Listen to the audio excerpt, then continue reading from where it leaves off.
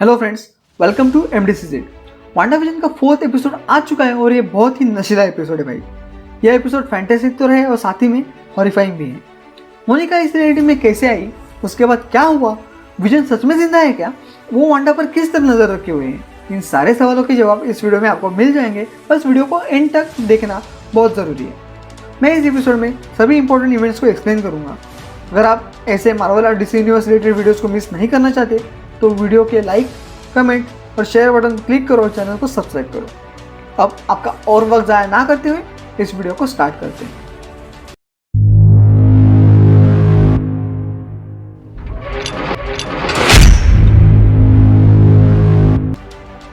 फिर से MCU ने वांडाविजन के 4th एपिसोड में बहुत ही काबिले तारीफ काम किया है।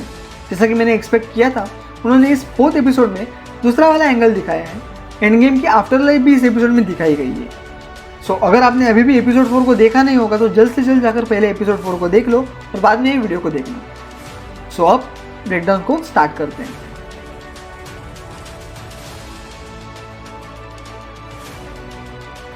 इस वीडियो की शुरुआत में हमें दिखाया जाता है कि मोनिका रैम्ब्यू एवेंजर्स इन्फिनिटी वॉर में वैनिश हो चुकी थी। जब हल्क ने इन्फिनिटी स्टोन का इस्तेमाल करके सबको वापस लाया तब मोनिका भी वापस आई थी। जब वो गायब हुई थी तब वो अपनी माँ के मारिया रैम्ब्यू के साथ हॉस्पिटल में थी। वो अपने माँ के कैंसर का ऑपरेशन करने के लिए वहाँ पे थी। 5 सालों बाद मोनिका वापस आई तब उसे पता चला कि उसकी माँ की 2 साल पहले ही मौत हो चुकी है। ये सब सुनकर वो शॉक हो गई। इसको एडजस्ट करना सबके लिए बहुत डिफिकल्ट जा रहा था। उसके बाद हमें स्वॉर्ड का हेडक्वार्टर्स दिखाया जाता है। मोनिका की माँ मारिया रैम्ब्यू ने स्वॉर्ड को एस्टेब्लिश किया था। मोनिका स्वॉर्ड टीम की कैप्टन थी। मारिया ने अगर मोनिका वापस आई तो उसके लिए कुछ प्रोटोकॉल्स भी बना के रखे थे। मारिया को एहसास था कि मोनिका कभी न कभी वापस आ ही जाएगी। मारिया ने मोनिका को केसेस को एक्सेस करने के लिए कुछ लिमिटेशन डाली थी। तब मोनिका को मिसिंग पर्सन का एक केस मिला। FBI ने उनके ड्रोन्स के लिए रिक्वेस्ट की थी। बाद में मोनिका वेस्टव्यू चली गई ताकि वो उस मैटर को चेक कर सके। तब उसकी मुलाकात हुई FBI एजेंट जिमी वू से। हमने पहले भी उसे Ant Man and the Wasp movie में देखा था। तब हमें वो कार्ड ट्रिक प्ले करते हुए दिखाई देता है। फाइनली इस बंदे ने कार्ड की ट्रिक सीखी थी। जिमी ने मोनिका से कहा कि उसका एक विटनेस वेस्टव्यू में था जो अचानक से गायब हो गया था। उसके बाद उसने कहा कि जब वो लोकल पुलिस ऑफिसर्स को इस बारे में पूछने गया तो उसे कुछ और ही मिस्ट्री पता चली। मोनिका और जिमी दोनों ने मिलकर उन ऑफिसर को इसके बारे में पूछा। उन्होंने रिप्लाई देते हुए कहा कि वेस्टव्यू जैसा कोई भी शहर यहाँ पर मौजूद नहीं है, जो वियर्ड था एक्चुअली, क्योंकि वो दोनों वेस्टव्यू सिटी के बोर्ड के बाजू में ही खड़े थे। यहाँ पर वेस्टव्यू के अराउंड जो भी पुलिस ऑफिसर्स या लोग थे ना, उनकी मेमोरीज को मैनिपुलेट किया गया था। उनके लिए तो वेस्टव्यू जैसा एक भी शहर आसपास नहीं था। ये चीज़ इंटेंशनली की गई थी ताकि किसी को भी आसपास के क्या हो रहा है इसके बारे में भनक ना लगे। किसी को भी वेस्टव्यू के इस सच के बारे में पता नहीं चलता अगर जिमी का फिटनेस वहाँ से गायब नहीं हुआ होता तो। मोनिका को रियलाइज हुआ कि इन सब लोगों की वेस्टव्यू की मेमोरीज को अल्टर्ड किया गया है। उनके लिए वो एग्जिस्ट ही नहीं करता। मोनिका ने जिमी से पूछा भी कि उसने अंदर जाकर इस बारे में इन्वेस्टिगेट क्यों नहीं किया। जिमी ने उसे कहा कि वो चाहता तो था, लेकिन उसे फील होने लगा कि कोई उसे अंदर आने नहीं देना चाहता। ऐसे लग रहा था कि जो उस एनर्जी बैरियर को के क्लोज आ रहा था उसके दिमाग में ये सब चीज़ें भरी जा रही थी, मैनिपुलेट करने की कोशिश की जा रही थी। वो एक तरह से उन लोगों को पीछे हटने के लिए मजबूर कर रहा था या फिर उन्हें वॉर्न कर रहा था। उसके बाद मोनिका ने अपना ड्रोन निकाला और उस इंस्पेक्शन के लिए वेस्टव्यू की ओर भेज दिया, लेकिन अचानक वो ड्रोन वहाँ से वैनिश हो गया। मोनिका वो चेक करने के लिए आगे बढ़ी। वो एनर्जी फील्ड चेक कर रही थी, लेकिन कुछ ही पलों में उस रियलिटी में खींची चली गई। बाद में हमें डार्सी वहाँ पर स्वॉर्ड की मदद करते हुए दिखाई देती है। वो एक एस्ट्रोफिजिसिस्ट थी। वो वहाँ पर उस एनर्जी फील्ड को एनालाइज करने के लिए स्वॉर्ड की हेल्प करने आ गई थी। स्वॉर्ड ने उसके इक्विपमेंट्स को ऑलरेडी वहाँ पर लाके रख दिया था, जिसे हमने पहले थॉर मूवीज में देखा था। वो यह अब पहले से काफ़ी ज़्यादा बेहतर और इंटेलिजेंट हो चुकी थी। उसने उस एनर्जी फील्ड से आने वाले एनर्जी सिग्नेचर्स और फ्रिक्वेंसीज को स्टडी करना स्टार्ट कर दिया। तभी उसने अपने डिवाइस में ज़्यादा मात्रा में कॉस्मिक रेडिएशंस को डिटेक्ट किया। जैसे जैसे टाइम आगे बढ़ रहा था वैसे वैसे वो रेडिएशन बढ़ता चला जा रहा था, और शायद इसीलिए हमें अभी भी वो रेड लाइट्स उस फील्ड के आसपास नहीं दिखाई दे रही है जो हमने ट्रेलर में देखी थी। शायद हमें वो आखिरी 3 एपिसोड में देखने मिल सकती है। उसमें कुछ वेवलेंस को, फ्रिक्वेंसीज को भी डिटेक्ट किया था जो कि एनर्जी फील्ड के अंदर से आ रहे थे, कुछ ट्रांसमिट कर रही थी। डार्सी ने एक ओल्ड टीवी सेट को लिया, उसको यूज किया और उन सिग्नल्स को कैच करके टीवी में ट्रांसमिट कर दिया ताकि वो ट्रांसमिशन देख सके। सभी सिटकॉम शो जो हमने अभी तक देखे थे ना, वो सब उस टीवी पे टेलीकास्ट हो रहे थे। दूसरी तरफ स्वॉर्ड ने अपने एजेंट को सूट पहनाकर उसे उस सूअर्स में भेजा जो सीधा वेस्टव्यू के वांडा के रियलिटी में जाकर मिलता है। अब एजेंट फ्रैंकलिन ने उस एनर्जी बैरियर को क्रॉस किया था, तभी उसकी रोप पीछे से कट गई। वो आगे बढ़ता गया और वांडा की रियलिटी में बाहर आकर पहुंच गया। उसके बाद हम सबको पता कि क्या हुआ, रियलिटी बैकवर्ड शिफ्ट हो गई, लेकिन उन्होंने हमें ये नहीं दिखाया कि एजेंट फ्रैंकलिन के साथ एक्चुअल में क्या हुआ है। मैं उन सूट्स के बारे में शायद सही था। उन्होंने उस सूट्स का इस्तेमाल किया ताकि वो वांडा के कॉस्मिक एनर्जी का फील्ड को आराम से क्रॉस कर सके। जब बाकी ऑफिसर्स ने वो कटी हुई रोप पीछे खींची, तब उन्हें समझ आया कि वो रोप पहले जैसी बिल्कुल नहीं थी। जब ये सब हो रहा था तब वेस्टव्यू 50s और 60s के स्टाइल के रियलिटी में था। जो भी चीज़ अंदर जा रही थी वो खुद को रेट्रो स्टाइल में कन्वर्ट कर रही, उस रोप की जैसे ही वो भी पुराने रोप के स्टाइल में तब्दील हो गई थी। दूसरी तरफ स्वॉर्ड उस एनर्जी फील्ड ने जिस रेडियस में एरिया को कवर किया था उसे चेक कर रही थी। अब आप उस एरिया के शेप को ध्यान से देखो, वो एक हेक्सागन की तरह था। मैं इस बारे में आपको बाद में एक्सप्लेन करूंगा। अब डार्सी ने जो फील्ड को एक्सट्रैक्ट किया था ना, उस रियलिटी को वो एनालाइज कर रहे थे। अगर आपने मेरे वीडियोस को देखा होगा अच्छे से तो आपको समझ आ जाता। मैंने अपनी थ्योरी में बताया था कि वांडा को उन ओल्ड स्टाइल जैसे सिटकॉम की लाइफ पसंद थी और इसीलिए उस रियलिटी को retro style old sitcom TV shows की तरह कन्वर्ट किया गया था, जहां वांडा और विजन एक साथ वो लाइफ एंजॉय कर सके। साइमल्टेनियसली वो सब टीवी पर ट्रांसमिट भी हो रहा था। अब उन लोगों ने जिन जिन कैरेक्टर्स को उस ट्रांसमिशन में देखा था उनके बारे में इंफॉर्मेशन कलेक्ट करना शुरू कर दिया। तभी बाद में उन्हें मोनिका उस रियलिटी में दिखाई दी। एक बात तो पक्की है कि जो भी वांडा की उस रियलिटी में जाता था वो उस रियलिटी का हिस्सा बन जाता था, लेकिन खुद की मेमोरीज को गवा कर। एग्जैक्टली जैसे मैंने अपने पुराने थ्योरीज और ब्रेकडाउन्स में कहा है। अब थोड़ी ही देर पहले मैंने उस हेक्सागन शिप के बारे में बताया था। मुझे ऐसा लगता है कि वहाँ पर डेफिनेटली हेक्स मैजिक का इस्तेमाल किया गया है। हेक्स मैजिक का इस्तेमाल करके कोई भी रियलिटीज़ को वॉर्प, मैनिपुलेट और रिकंस्ट्रक्ट कर सकता है।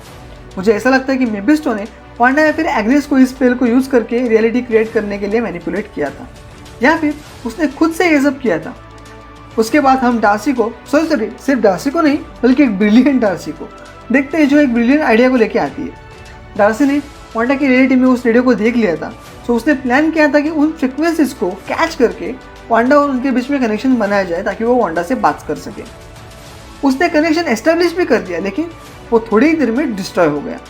हम सबको पता है कि तब उस रियलिटी में क्या हुआ था, लेकिन टीवी पर वो पार्ट दिखाया ही नहीं गया, जैसे ग्लिच हुआ हो या डिलीट किया गया हो। किसी ने वो पार्ट सेंसर कर दिया था। ये या तो वांडा ने किया था या मेफिस्टो ने, पर मेरे हिसाब से ये मेफिस्टो ने किया था। अगर वांडा ये सब खुद से कर भी रही होगी ना, तो इस सब के पीछे का जो मास्टरमाइंड था वो मेफिस्टो ही था। और अब उनको वो हेलीकॉप्टर टॉय दिखाई देता है। फाइनली इस टॉय की मिस्ट्री अब रिवील हो गई है। जब मोनिका ने अपना ट्रोल वांडा की उस रियलिटी में भेजा था, तब जैसे ही वो अंदर चला गया वो एक ओल्ड स्टाइल के टॉय में तब्दील हो गया और वांडा के अपार्टमेंट के बाहर आकर क्रैश हो गया। और फिर से मेरी एक थ्योरी यहाँ पर सही ठहरती है। जो भी ऑब्जेक्ट बाहर से मतलब एक्चुअल रियलिटी से अंदर आ रहा है वो वांडा के फेक रियलिटी में कलर स्टेट में ही रह रहा है, जैसे कि वो हेलीकॉप्टर और डॉटी का ब्लड। देखो ये चीज़ें तो इस रियलिटी में क्रिएट नहीं हुई है, ये सब ओरिजिनल है, तो इसलिए वो सब कलर स्टेट में ही उस रियलिटी में दिख रही है। जब मोनिका ने वांडा के सामने अल्ट्रॉन का जिक्र किया था, वो पार्ट डार्सी और जिमी देख रहे थे। जैसा कि हम सबको पता है कि जो भी अंदर जाता है वो टेम्पररी अपनी मेमोरीज को खो देता है और उस रियलिटी का हिस्सा बन जाता है। फिर भी कभी कभार उनके असली आइडेंटिटी के बारे में छोटे छोटे चंक्स ऑफ रियलाइजेशन होने लगते हैं।